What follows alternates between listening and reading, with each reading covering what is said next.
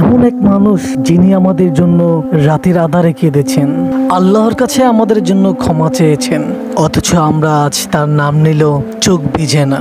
তিনি ছিলেন আমাদের প্রিয় নবী হযরত মুহাম্মদ সাল্লাল্লাহু আলাইহি ওয়াসাল্লাম।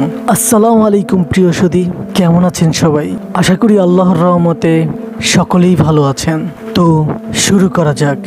মক্কার এক বুড়ি মহিলা ছিলেন। তিনি প্রতিদিন রাস্তার পাশে বসে থাকতেন। যখন নবী মুহাম্মদ সাল্লাল্লাহু আলাইহি সাল্লাম হেঁটে যেতেন, তিনি নবীজির গায়ে ময়লা আর আবর্জনা ছুঁড়ে দিতেন। কিন্তু নবী সাল্লাল্লাহু আলাইহি সাল্লাম কখনো রাগ করতেন না, কখনো খারাপ কিছু বলতেন না, বরং মৃদু হেসে চলে যেতেন।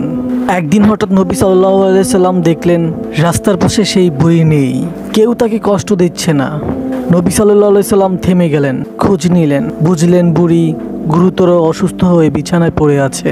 নবী সাল্লাল্লাহু আলাইহি সাল্লাম তার বাড়িতে গেলেন, নিজ হাতে পানি দিলেন, খোঁজ নিলেন, সান্ত্বনা দিলেন। বুড়ি অবাক হয়ে কাঁপা কণ্ঠে বলল, তুমি কি সেই মুহাম্মদ যাকে আমি প্রতিদিন কষ্ট দিতাম?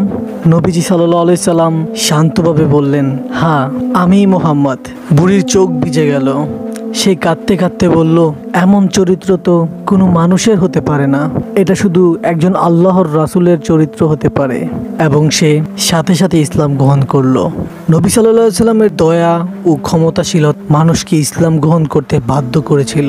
রাগের বদলে ক্ষমা, কষ্টের বদলে দয়া, এটাই আমাদের নবীর শিক্ষা। আজ যদি আমরা নবীজির চরিত্র ধারণ করি, তবে আমাদের মাধ্যমে অসংখ্য মানুষ হিদায়াত পাবে। ভালো থাকবেন সবাই। ভালো লাগলে চ্যানেলটিকে সাবস্ক্রাইব করে সাথেই থাকবেন। আসসালামু আলাইকুম ওয়া রাহমাতুল্লাহি ওয়া বারাকাতুহু।